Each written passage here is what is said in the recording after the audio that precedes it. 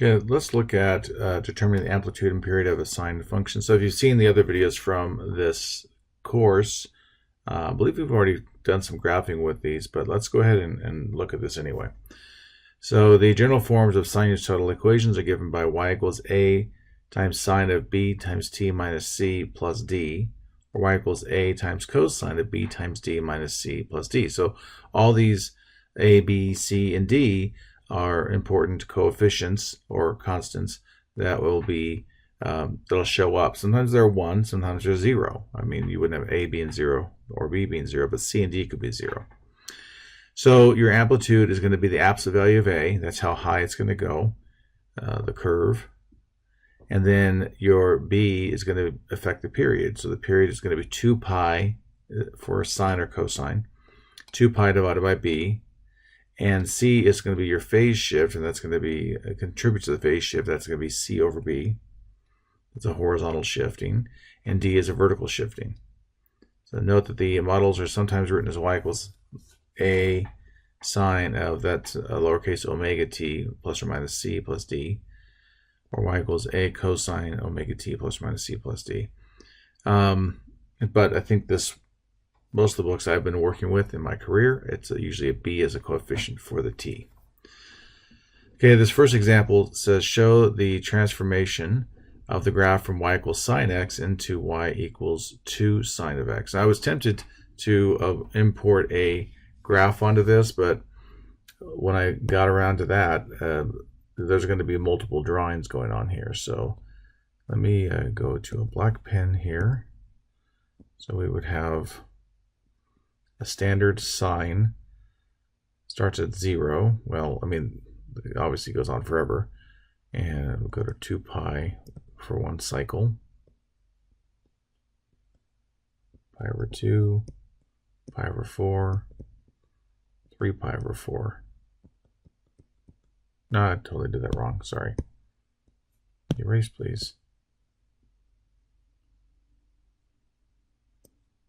It's pi here, pi over 2, and 3 pi over 2. Okay. I could edit that out, but it really doesn't matter to me. Okay. You see my mistakes. So, and that's a 1. Call this a -1. So it starts out just a regular sine. It's going to start here, it peaks out there, crosses there, bottoms out here, and comes back up. So you get this curve like so. And it goes like that. So that's a y equals sine x. Now let's look at the 2 in there. So what's the 2 going to do to affect it?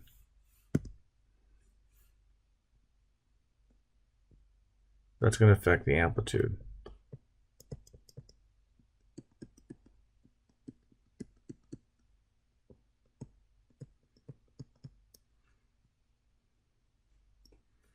So let's call that 1, call this 2, -1, -2.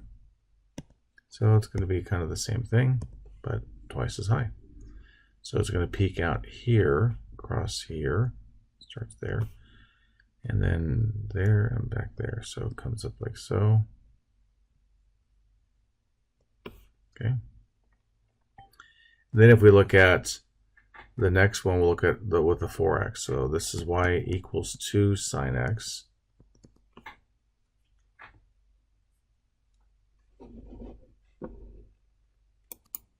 Now we're going to look at y equals 2 sine of 4x. So the 4x is going to affect that period. So the period is going to be 2 pi over 4, which is pi over 2. That's a pretty short period. So if I went with the same kind of graph,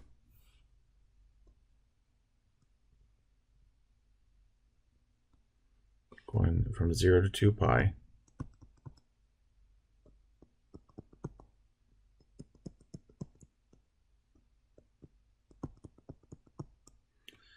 here we're going to have, that is the halfway point for one cycle. It goes up to 2 pi over 2 there. So, and we got 2 up here, -2 down here. So that graph is going to look something like this. They shoot up, come down there.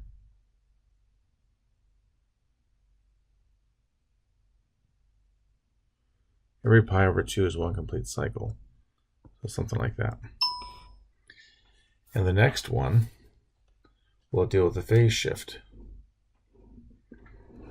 So we have this phase shift of, with the pi over 2 is the c. So now we're going to look at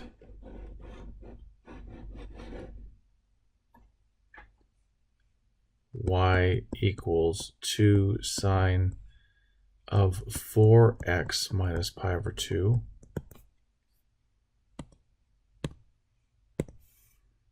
Okay, so we have,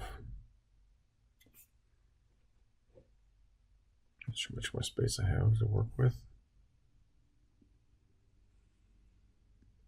So again, I went to 2 pi. There's pi. There's pi over 2. Here's 3 pi over 2. And our phase shift is going to be phase shift is going to be c over b, so pi over 2 over 4, so it's going to be pi over 8. Since it's minus, it's going to go to the right by that much. So instead of starting here at 0, it's going to start, and just to put this in context, this was the middle point, this was the middle of that, and the middle of that. So this would be pi over 4, and this is pi over 8. Now, we're going to start at pi over 8 going up. So that means our peak is going to be of this one, 2, -2.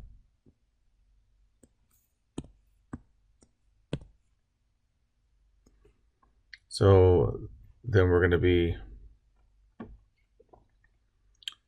no, take it back. The peak's going to be the pi over 4. So we're going to have to get a lot done in a short period, short distance. So peaks at pi over 4, then it crosses here, and then it bottoms out at pi over 2, and then back to here. So it's going to be, comes down like that.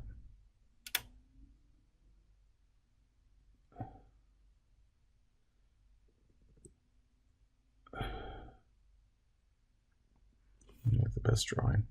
If you want a nice, pretty drawing, go to Desmos there.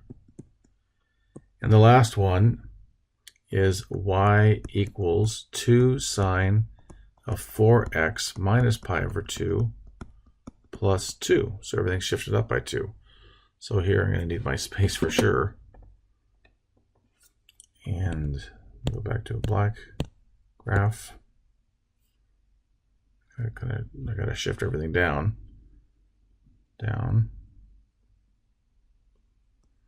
So this was our -2 down here, but we're not going to worry about that now because it's shifted up by 2. So the x-axis is the bottom, 2 is the center line, and 4 is the peak. So we would have our 2 pi, our pi over 2, our 3 pi over 2, and like I said before, here's the pi over 4, and pi over 8's the new starting place, if you want to call that starting place. You know, it does go. And so just this pi over 8 past each of these is where it ends one cycle. Each of those, what were the end of the cycles. Okay, so now it starts here, goes up, comes down, up like that. Goes up, comes down. Now it should come up, come down to there, and back up like that. This is a bad eraser because I'm going to lose a lot when I do it. Yep. So it comes down like that. Okay. So it goes up, comes down, Back up like that.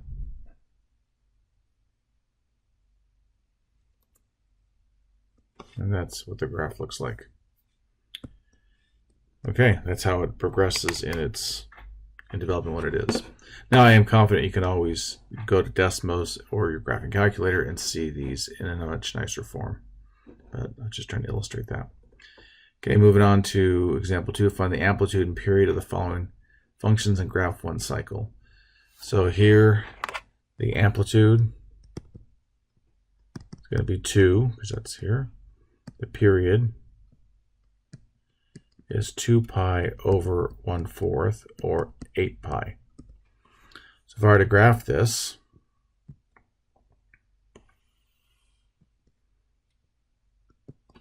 I call this 8 pi out here. The halfway point is 4 pi. Half of that's 2 pi. And then we have 6 pi. And it's going to go up to 2 and down to -2.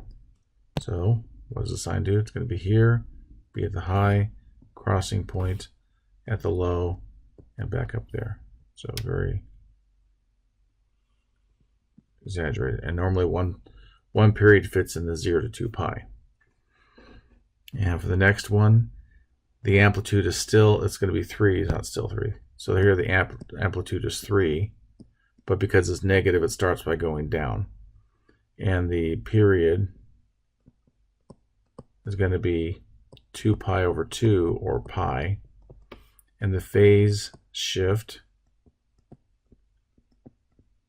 is pi over 2 over 2, which is pi over 4. So let's put all this together in graphing it. Oh, and then by the way, the phase shift, since it should be a negative pi over 2, so negative pi over 4. So if we were to graph this,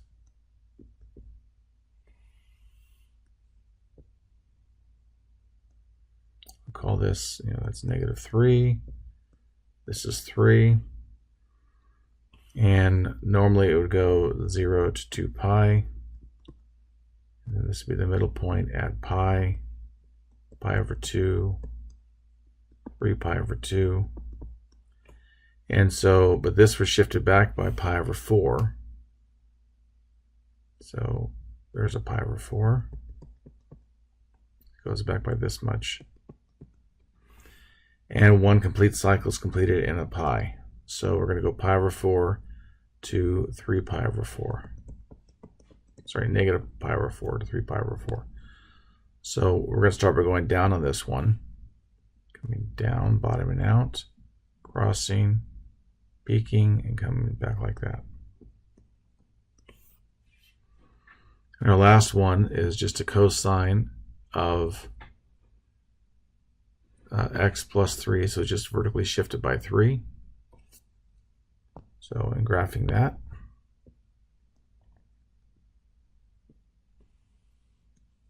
call this -1. Call this 1, 2, 3, 4. So this is 2 pi, this is pi, pi over 2, and 3 pi over 4. Well, 3 pi over 2, excuse me. So cosine would start at the up. So it starts up here at the 4.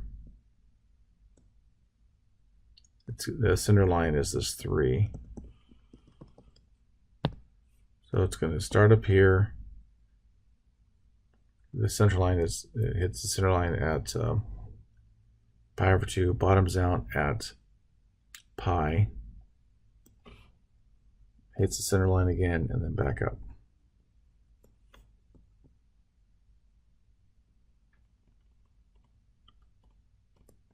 Okay, and that's it. And we'll do the next one, finding equations and graphing sinusoidal functions.